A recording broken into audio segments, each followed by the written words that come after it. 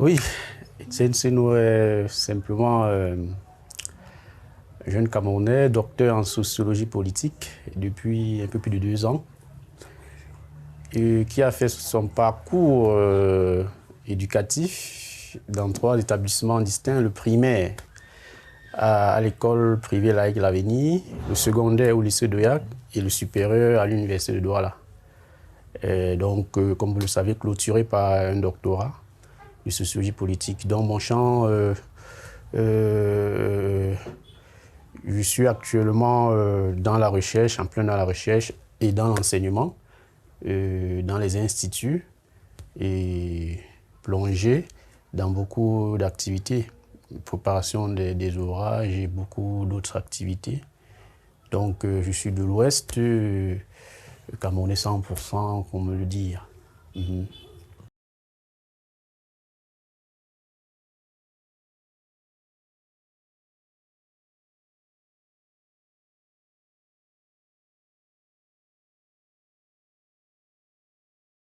Mais la recherche scientifique, oui.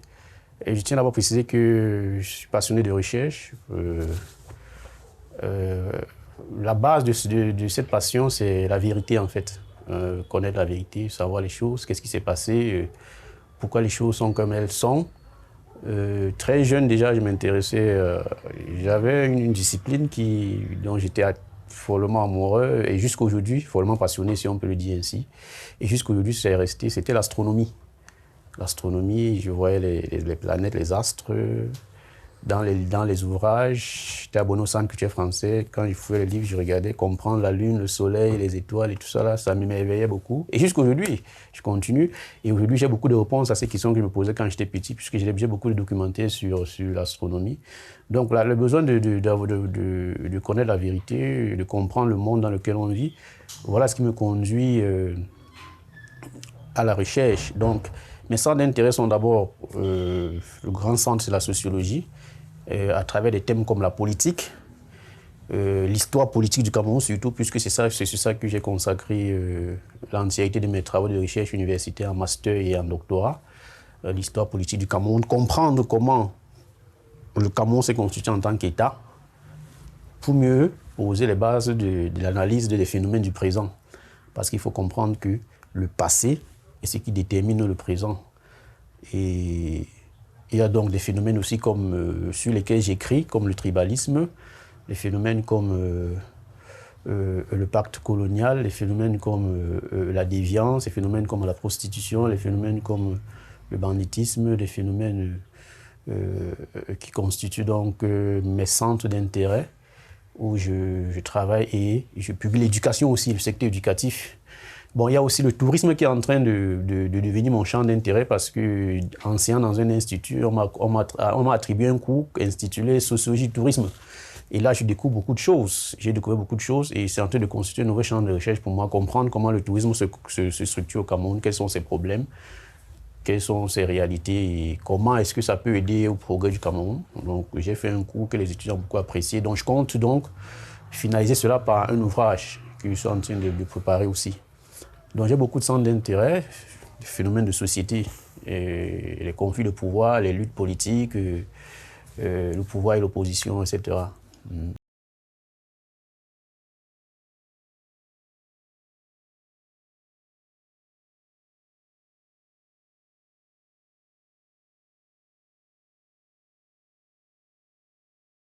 Ma parution, jusqu'ici, en termes d'ouvrages, j'ai 2 parutions déjà. Le premier est paru en 2015, le National camerounais, dans les programmes et les manuels d'histoire.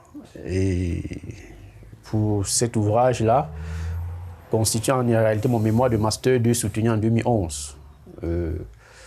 J'ai fait ce travail-là et des gens m'ont dit, bon, tu peux publier ça, c'est intéressant, c'est un travail intéressant, tu peux publier. Bon, oui, j'ai commencé, j'en ai parlé avec Deltom. Deltom qui a publié l'ouvrage sur Cameroun, une histoire cachée aux yeux de la France-Afrique, pour qu'il se mette en contact avec la découverte. Mais il a dit non, l'Harmattan aime beaucoup les sujets comme ça, poignants, qui touchent des questions profondément politiques. Et voilà comment je me suis retourné vers l'Harmattan, qui m'a beaucoup soutenu. J'ai pratiquement publié ça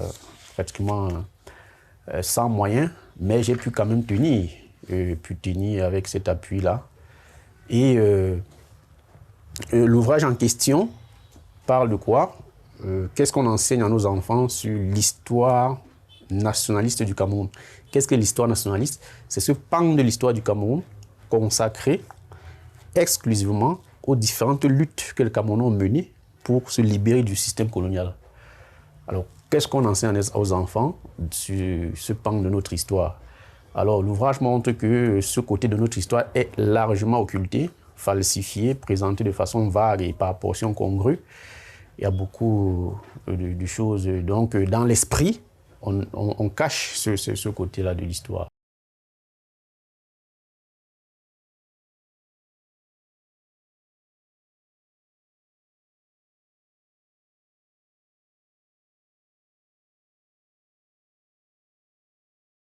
Donc, pour moi, aujourd'hui, je peux conseiller les jeunes chercheurs de s'orienter plus vers les centres d'intérêt pour lesquels ils ont qui les passionnent. Moi, je préfère, sans passion, il n'y a pas de bonne recherche. Hegel disait, il n'y a rien de grand peut s'encommer dans le monde sans passion. Moi, par exemple, si je me suis beaucoup axé sur l'histoire du Cameroun, c'est parce que moi aussi, j'ai voulu comprendre ce qui s'était passé. J'ignorais beaucoup de choses. Et c'est en faisant ces travaux-là que j'ai pu connaître aujourd'hui beaucoup de choses sur l'histoire du Cameroun. Donc, la recherche, c'est pas seulement pour l'école, c'est pas seulement pour soutenir, c'est pas seulement pour... C'est aussi pour vous-même d'abord. Savoir que vous connaissez des choses sur votre pays, sur son histoire, sur le présent, les phénomènes présents, mais aussi que vous pouvez l'enseigner aux autres. S'il y a un débat, par exemple, vous pouvez dire quelque chose avec assurance. C'est ça l'intérêt de la recherche quand vous êtes un scientifique. En fait, notre société est encore une société, je peux dire, où il y a assez d'espace scientifiques qui ne sont pas encore exposés sur le plan scientifique. D'abord, notre histoire, ça c'est un aspect.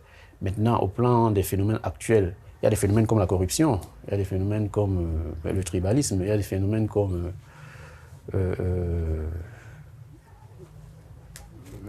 la prostitution, il y a des phénomènes comme le banditisme, un certain nombre de phénomènes, la déviance des jeunes, la toxicomanie.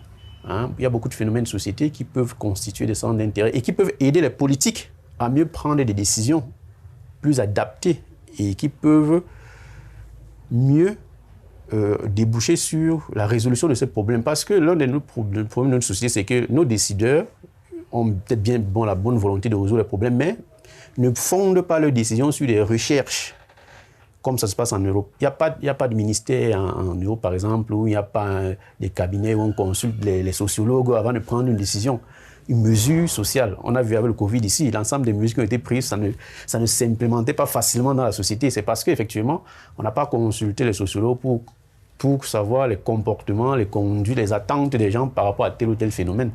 Quand on importe des décisions de l'extérieur ou qu'on les conçoit dans les bureaux, sans être en contact avec la population, il y a toujours des problèmes avec ces décisions-là, parce que vous ne connaissez pas ces populations. Donc voilà l'intérêt de la science pour le pouvoir public.